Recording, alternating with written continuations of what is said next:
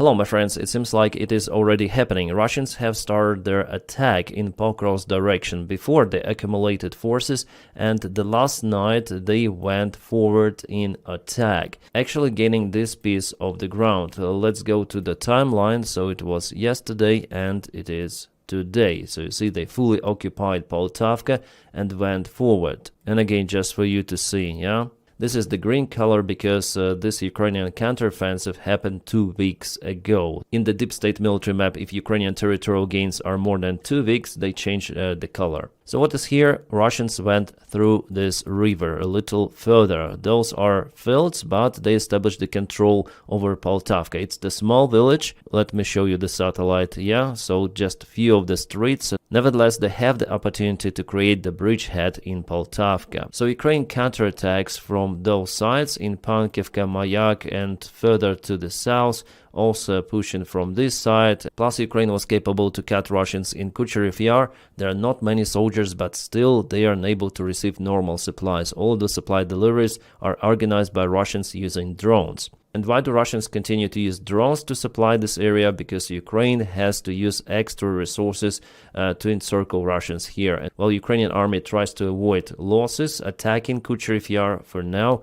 and there's just a tiny place where Russians are presented. But they are still under constant drone threat. Nevertheless, they are marked on this map. I think there are less than 100 soldiers there, judging on activity reported. Also, Ukraine was capable to cut the ground supplies for this Russian group. However, for the last night, Russians tried this offensive. So their idea is try to push Ukraine somehow in this place, at least from one side. From this side, from this, it's absolutely not possible. But potentially here it could be the problem for Ukrainian army, because if Russians move further, they may cut the supplies for Ukrainian army in this entire place. As you may see, there is the road ongoing from the north to the south, sideways also here. So the idea for the Russian military command to cut it over here is pretty much understandable. And actually it might look like an initial phase of the major Russian attack attempt in Pokrovsk direction. For now they are looking for the possible weak spots in Ukrainian defense, and they want to regain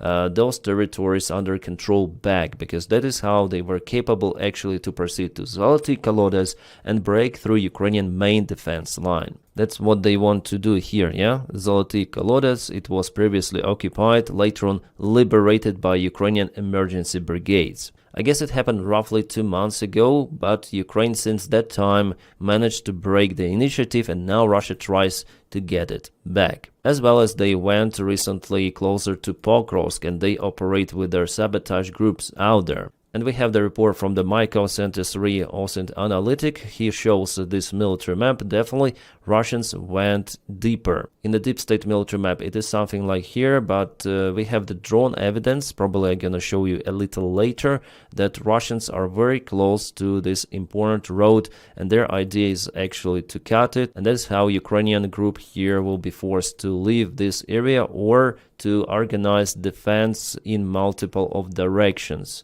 which is also not profitable, as you might understand. So yeah, let's go to the Mykosk interactive map. Here you can see that Russia is using aviation bombs, hitting Ukrainian positions in those villages, actually stopping or slowing down Ukrainian counteroffensive actions here. Plus they dropped the gliding bombs here before starting this offensive, so attack on the Ukrainian positions. We have geolocation confirmation that's exactly the same lake here. Yeah, I can even see it on those images. But Ukraine is using drones. For example, this one was a report on Telegram channel. Yeah, actually it's just a compilation, some sort of the cut of the drone drops and FPV drones, but analytics were capable to identify some of the locations, and one of those is very close to the supply road that I showed you already before. So that's the furthest point where Russians were capable to go. And I guess the local hub for Ukrainian supplies is Sofivka, because this village is kind of large compared to others in the place.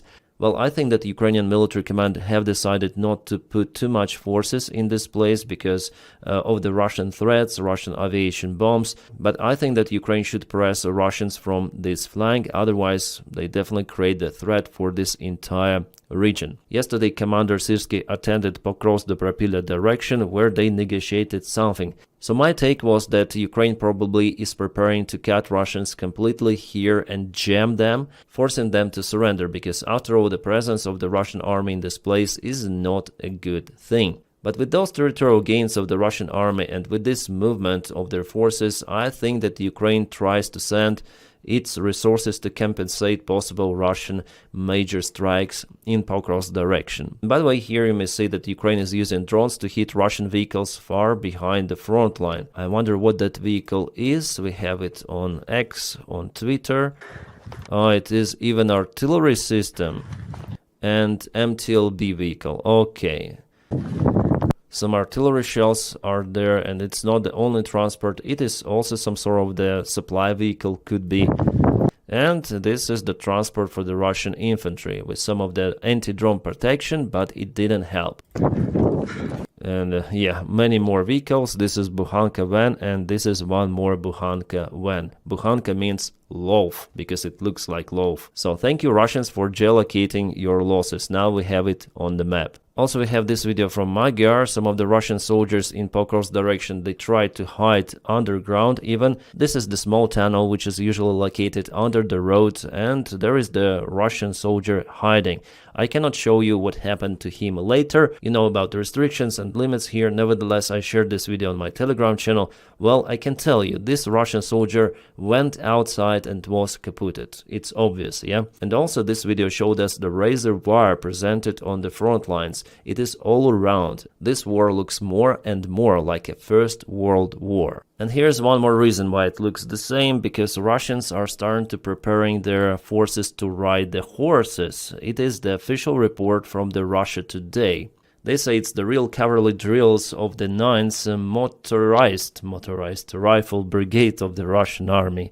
Russians, don't push the horses. You know, there were several of the cases, and then Russians came out with crazy initiatives. At first we laughed on those, but later on the Ukrainian army started to use the same things, like for example drone protection of armored vehicles, tanks, with those grills on top of the tanks at the very beginning of the war, or with the hangar tanks. Ukraine does similar stuff now. Donkeys, well, in some of the cases I may understand even that, because there are some of the trails difficult terrain, and also motorcycles, they're loud, unlike donkeys. Yeah, so in some of the specific cases even donkeys are acceptable, but horses, can they be used the same way as donkeys? Probably not. They're not so versatile for carrying munition and attacking on the horses like they do on motorcycles.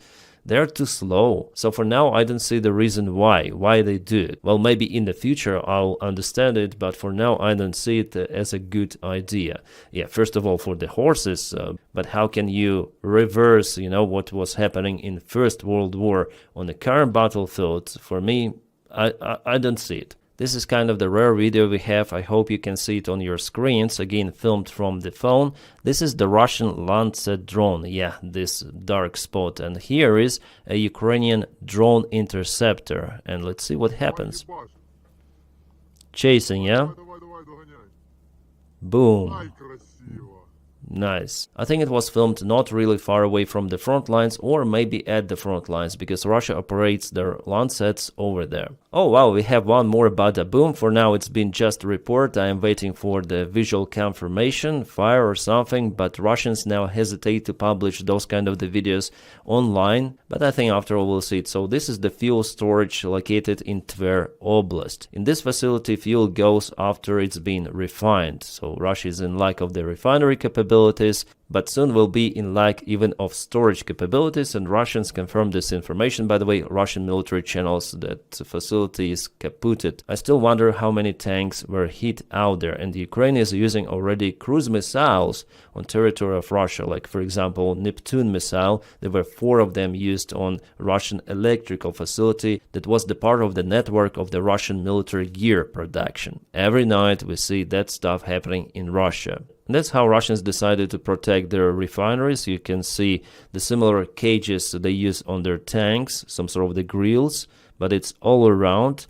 However, I think Ukraine is still capable to penetrate all of that with some sort of the napalm, shrapnel, shells. I think it is possible. Russians, you see, they constructed kind of the huge pie with many of the layers there. So Ukraine now has to circumnavigate even that protection. But I guess for Flamingo missile with 1-ton warhead, it doesn't really matter if those nets are out there or not. Everything will be kaputted because it's too heavy. It's like huge aviation bomb. Right, about the case with the Russian helicopter Mi-8 that was shot down yesterday, I recorded the video about it. Actually, it was more or less soft landing under current conditions. Nevertheless, Russians say about forever memory for those who were flatlined in this aviation accident.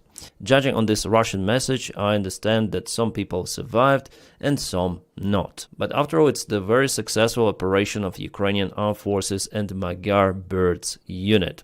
Fantastic. And interesting information came from the Ukrainian Deputy of the Defense Minister, Lieutenant General Ivan Gavriluk, who told to BBC Ukraine that our army is waiting for Gripen jets and they will be in Ukraine. As far as I remember, the talks about Gripens are ongoing since 2023. Sometimes Ukrainian officials say that the deal is in process. Sometimes they say, no, it's not profitable for us. We should concentrate on different fighter jets like Mirage 2000 and F-16. But now we have this new information, and Ivan Gavriluk was sure that Ukraine is going to obtain those fighter jets. Well, it's gonna be good if it is real. We have already comment from Sweden. They say that the final decision has not yet been taken for the supplyment of the fighter jets to Ukraine, but negotiations continue. Okay, guys, as for the vehicle losses, we have this count for the last week. So Russia lost totally 38 of the vehicles, Ukraine 25. Sadly, this time Ukraine lost many of the battle tanks, 5. Well, for Russia it's 7, but still this number is big for Ukraine, judging on the Ukrainian military resources and production capabilities. Basically, Ukraine cannot produce tanks any longer. It may just obtain those from our allies, and our allies, they hesitate to send new tanks to Ukraine. I think that the last time Australia sent their Abrams tanks to Ukraine, actually they sent more tanks than United States. But so far they haven't been spotted on the front lines. Probably Ukraine is doing some of the extra maintenance, modernization of the tanks for them to fit the standards of the drone war. For sure they require the anti-drone warfare protection, cages, contact one armor as Ukraine likes to put in the tanks. But yeah, this number is actually big. 5 tanks per week. Too much. So the idea for Russia now is to exhaust Ukrainian army resources, and that's how they think that they may propel on the front lines. And if we go back to the deep state military map for a while, definitely there are some of the areas where Russia moves every day. Like for example in Dnipropetrovsk region, also in Zaporizhia and Donetsk region. So here is the main Russian attack. They want to reach this road once again. There was the front line update even today, you see. And if we zoom out once again and go 1 week ago, just a single week, you see that Russians actually move here. It's not a good sign, absolutely, and Ukraine obviously needs more reinforcements, more resources to handle those Russian small attacks that sometimes, like over here, may go into the penetration of Ukrainian defense lines. The front lines are very long and Russia attacks in multiple directions. Yes, they have a couple of the main directions, but the Russian army strategy is to cause Ukraine to disperse the forces all around. Does it work? Well, sometimes it might work, but still Russia is far, far away from reaching its goals of the special military operation or from occupying Donbass. No, after all, they move very, very slow. Oh, Russian army needs more meat, so Putin yesterday signed the order to conscript 135,000 Russian young soldiers. Yeah, Russia has the conscription service, it's around 1 year, but after that year, Russian army proposes to those conscripts to join the Russian contract army, and in many of the cases, they cannot refuse. It is one of those ways of how Russian army may get some people without announcing a massive full-scale mobilization in Russian society. Russia has 2 of those conscription waves per year, and each one counts roughly 130-150,000. Autumn wave and the spring one, and even if the half of the Russian soldiers refuse to sign the contract with the Russian army, somehow the 100,000 soldiers at least are still available for Russia. And we know that conscripts, they also take the part in military action. For example, in Belgorod Oblast, in Kursk Oblast, there were many conscripts who were on board of the Moskva ship, because Russian army needs this unqualified personnel to serve as well. Again, it tells that Russia has way more resources compared to Ukraine. Idea for Russia is to continue the war until Ukraine is exhausted. That's why the military support of Ukraine is so important. The war like that may finish only if one side gets exhausted of the war. And I guess that after all it's gonna be Russia, because there are some of the not good events happening for the Russian regime. Orban, long time no see, he went to some sort of the studio where he was speaking about Ukraine, saying that Ukraine is not an independent state and it depends on NATO and European Union. Yeah, for now it is like that because it's the war. It's a very good thing that democracies are helping Ukraine. All except Hungary, because Hungary under Orban is not a democracy. Here Orban complained about Ukrainians who said about Hungarians' drones, which are flying few meters into Ukrainian territory. Actually, it was not few meters. They went quite far into Ukrainian airspace, and he says, so what? And so what? So he recognized that those were Hungarian drones flying. He didn't say those were not our drones, Ukraine tells lies. No, he said, and so what? You know, what can you do to us? You're dependent on us, and we are the part of NATO, we're a part of EU. I think that Orban took entire European Union as his hostage, because there should be some of the decisions taken involving the voices from all of the EU member countries. And as we know, Orban blocks lots of the decisions. But no worries, the next year his party will lose elections in Hungary, the same as the Russian party lost elections in Moldova. Oh, Denmark is also conscripting their soldiers. Here we speak about few hundred men, not about hundreds of thousands as in Russia. They just call some people from reserves. It is connected to the meeting of the European Union leaders, which will ongo in Denmark soon. So security measures, probably those soldiers will monitor the situation with the drones. That's probably the only reason. I would not over-exaggerate this stuff, okay? Germany will supply to Ukraine 2 of the Patriot systems till the end of the year. Fantastic news, which are coming, by the way, from the defense minister of Germany, Pistorius. I hope he mentioned not the launchers, but the systems, which are way bigger than just 2 of the launchers. Yeah, of course, we're speaking about systems. Yeah, Ukraine needs those, absolutely, and also Ukraine needs Patriot missiles, PAC-3 version, capable to shut down Russian ballistic missiles. Yeah, luckily there is an initiative for European Union countries to purchase weapons for Ukraine from the United States. At least like that, Ukraine may obtain air defense missiles. My friends, if you want to support the job that I do here on YouTube, please support me on membership of this channel or join my Patreon. The link for my Patreon is in the video description just below. Thank you so much, guys. Without your support, my job wouldn't be possible. So thank you, especially for those who support what I do. My friends, I wish you all a peaceful sky wherever you are, and have a great time.